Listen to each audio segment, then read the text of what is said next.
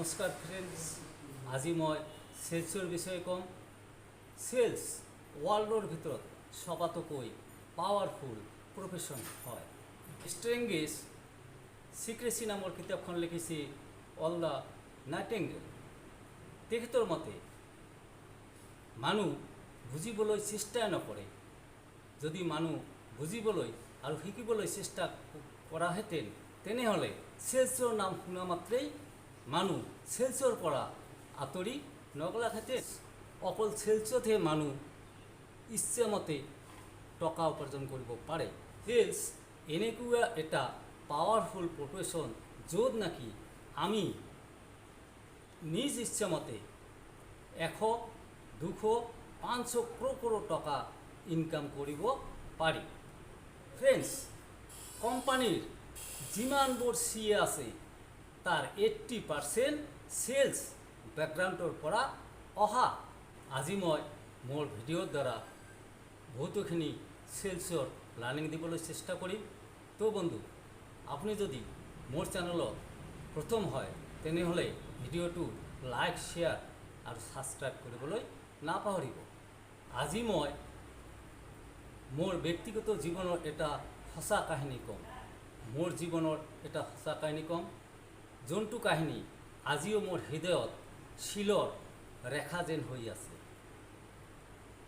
এই সত্য কাহিনীটোৰ দ্বাৰাই আপোনালোকক সেলছৰ বহুতোখিনি লাৰ্ণিং দিবলৈ চেষ্টা কৰিম। এদিনাখন মই অফিচৰ কাম শেষ কৰি চাহ খাই আছোঁ। হঠাতে এজনী ছোৱালী আহি hello' sir, how are you? মই তাইক ক'লোঁ, hello' ma'am, do you know me? তাই মোক ক'লা, no' sir, I am meet you first time sir. Very good, so' tell you. 18 বছৰীয়া ছোৱালীজনী মোক ৰিকুৱেষ্ট কৰি ক'লা, ছাৰ মোক মাথোন 3 মিনিট টাইম দিয়ক, য'ত নেকি আপোনাৰ বিজনেছ আৰু লাইফ চেঞ্জ হৈ যাব পাৰে। তো ছাৰ, মই আপোনাৰ পৰা মূল্যৱান 3 মিনিট সময় ল'ব পাৰোঁনে ছাৰ? অফক'ৰ্ছ, গো হেড। 18 বছৰীয়া ছোৱালীজনী মোক এনেকুৱাভাৱে কুৱেশ্যন কৰি আছে, প্ৰতিটো কুৱেশ্যনৰ এনচাৰ মই তাই বিচৰা মতে দিবলৈ বাধ্য হওঁ। অ' ছাৰ, আপোনাক চাই মোৰ এনেকুৱা অনুভৱ হৈছে আপুনি এটা কোনোবা ডাঙৰ কোম্পানীত কাম কৰি আছে আৰু কোম্পানী অ'নাৰে আপোনাক সবাতোকৈ বেছি ভাল পায়। আই এম ৰং অৰ ৰাইট ছাৰ? আপুনি কোম্পানীৰ সকলো মানুহকে আপোনাৰ ফেমিলি মেম্বাৰ হিচাপে ভাবে। আই এম ৰং অৰ ৰাইট ছাৰ? ৰং ৰাইট বাৰে বাৰে কৈয়ে আছে।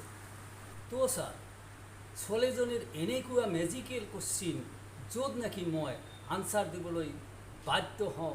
ইয়েছ, মোৰ ঠাইত যদি আপুনি হ'লহেঁতেন তেনেহ'লে আপুনিও ইয়েছ ক'বলৈ বাধ্য হ'ল হয় নিশ্চয়।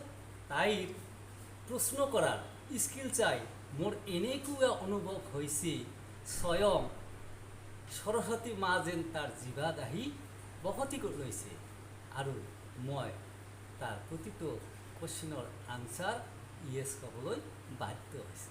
তো ছাৰ, সেলছ কৰিবলৈ হ'লে এনেকুৱা ফাৰ্ম কুৱেশ্যন কাষ্টমাৰক সোধক যাৰ প্ৰতিটো এনচাৰ যেন কাষ্টমাৰে আপুনি বিচৰা মতে ইয়েছ বুলি কয়।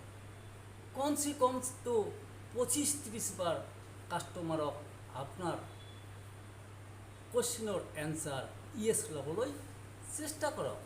ছোৱালীজনী মোক তাই বিচৰা মতে কমচে কম 50-60 বাৰটো এনচাৰ ইয়েছ ক'বলৈ বাধ্য কৰালা আৰু লাষ্ট ইন দ্য মুমেণ্ট ছোৱালীজনী এনেকুৱা এটা ডায়লগ মাৰিলে, হেল্ল' ছাৰ, স্বাস্থ্য বেছি মূল্যৱান নে টকা বেছি মূল্যৱান? আৰু লগে লগে এটা ডায়লগ মাৰিলে, ছাৰ, সুখী সেইজন মানুহ যাৰ টকা নাই অথচ হেল্থি, আৰু দুখী সেইজন মানুহ যাৰ টকা আছে অথচ বেমাৰী। তো স্যাৰ আপোনাৰ হেল্থৰ যত্ন ল'বলৈ মোৰ লগত আছে ভাইব্ৰেশ্যন বডি মাছেজ। তো স্যাৰ 500 টকা দিয়ক আৰু মোৰ পৰা বডি মেছেজটো লওক। সন্ধিয়া 6টামান বজাত ছোৱালীজনীয়ে মোক তাইৰ বডি মেছেজ ল'বলৈ বাধ্য কৰে। মই বৰ ইমপ্ৰেছ হ'লোঁ ছোৱালীজনীৰ প্ৰতি। ছোৱালীজনীক মই সুধিলোঁ, তুমি কেইটাত ওলোৱা মাৰ্কেটত? মই ৰাতিপুৱা 8টাত ওলাওঁ আৰু মাৰ্কেট গৈ পাওঁ 8:30। গোটেই দিনটো মাৰ্কেটত কাম কৰি ৰাতি 9টামানত ঘৰ আহি পাওঁ। মই তাইক সুধিলোঁ, আজি প্ৰডাক্ট কিমানটা বিক্ৰী কৰিলা? আনচাৰত তাই ক'লা, ছাৰ আপুনি মোৰ বাবে 100 নাম্বাৰ কাষ্টমাৰ আৰু প্ৰডাক্ট বিক্ৰী কৰিলোঁ মাথোন 10টা। মই তাইক ক'লোঁ, প্ৰডাক্ট বিক্ৰী কৰিলা মাথোন 10টা আৰু 90 ৰিজেকশ্যন। 90 ৰিজেকশ্যনৰ পাছতো তোমাৰ ফেচত ইমান স্মাইল আহিল ক'ৰ পৰা? ছাৰ মই তিলকৈ শিকিছোঁ, মোৰ কাৰণে আপুনি 100 নাম্বাৰ কাষ্টমাৰ, কিন্তু আপোনাৰ কাৰণে মই কোম্পানীৰ ফাৰ্ষ্ট সেলমেন, হয় না sir? First impression is the last impression. Remember this point. মই 10 বছৰ ধৰি চেলছত কাম কৰি আছোঁ। যিমানখিনি টাইম মই মাৰ্কেটত থাকোঁ, সদায় ফেচ হোৱাইট আৰু স্মাইল ৰাখোঁ।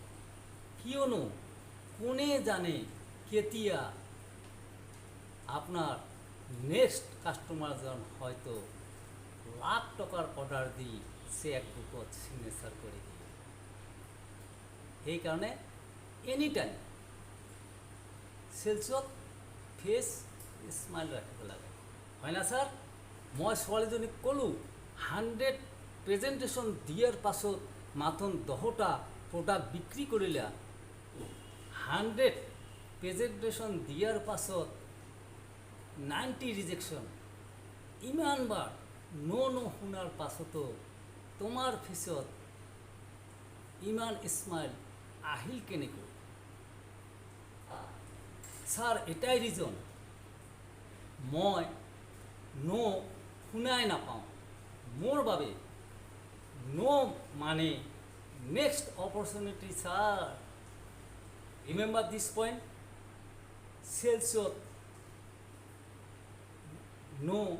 চেলছত শুনিবলৈ লাগিব। ৱৰ্ল্ডত এনেকুৱা সেলমেন নাই 100 কাষ্টমাৰ টাচ কৰাৰ পিছত 100তে চেল কৰিব পাৰিছে। হয়তো ৰেয়াৰলি 100 টাচ কৰাৰ পাছত 50-60 চেল কৰিব পাৰিছে। তো ফ্ৰেণ্ডছ, চেলছত ৰিজেকশ্যন আহিবই। Reject and I will love them. চেলছৰ গোলছ এণ্ড ৰুল হয় ছাৰ, ৰিজেকশ্যন আহিবই। ৰিজেকশ্যনক ভাল পাব লাগিব। ফাৰ্ষ্ট একশ্যন আহিব আৰু ফাৰ্ষ্ট একশ্যনক আমি মেনেজ কৰিব শিকিব লাগিব। ক'লোঁ, তোমাৰ ফাৰ্ষ্ট একশ্যন নহয় জানো? ছোৱালীজনী মোক ক'লা, ছাৰ ইমান ফাৰ্ষ্ট একশ্যন হয়, কেতিয়াবাতো কাম এৰিবলৈ ভয়ানক ফাৰ্ষ্ট একশ্যন হয়। মই ৰাতিপুৱা উঠি মোবাইল ৰিচাৰ্জ কৰাৰ দৰে নিজকে চাৰ্জ কৰিলোঁ। চেলছত ওলোৱাৰ আগতে মোবাইল চাৰ্জৰ দৰে নিজকে এবাৰ ফুল চাৰ্জ কৰি লওক, যাতে আপুনি পজিটিভ হ'ব পাৰে। ছোৱালীজনী মোক ক'লা, ছোৱালীজনীক ক'লোঁ, সন্ধিয়া 6টা বজাত আহিছে চেলছ কৰিবলৈ, তোমাৰ এবাৰো ডাউট নহ'ল? মই তোমাক ছোৱালীজনী এনচাৰত মোক ক'লা, ছাৰ ডাউট সেইজনৰ হয় যাৰ নিজৰ প্ৰডাক্টৰ প্ৰতি কনফিডেন্স নাথাকে। আপুনি বাৰে বাৰে কাষ্টমাৰক ক'বলৈ বাধ্য কৰা। মই ক'লোঁ য়েছ, ছোৱালীজনীৰ নিজৰ প্ৰডাক্টৰ প্ৰতি ইমান কনফিডেঞ্চ, নিজৰ প্ৰডাক্টৰ ওপৰত এনেকুৱা কনফিডেঞ্চ থাকিব লাগে।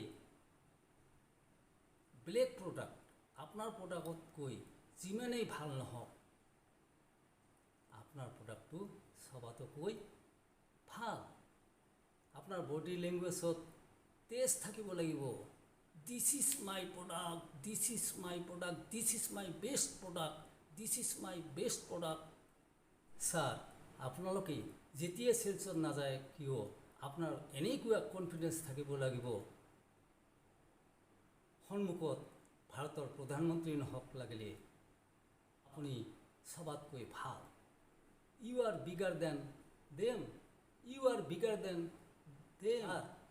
মই প্ৰত্যেক দিন হাজাৰো কাষ্টমাৰৰ পৰা না শুনি মই মনতে ভাবোঁ কেনেকৈ কাষ্টমাৰক লাভলি প্ৰেজেণ্টেশ্যন দিব পাৰোঁ।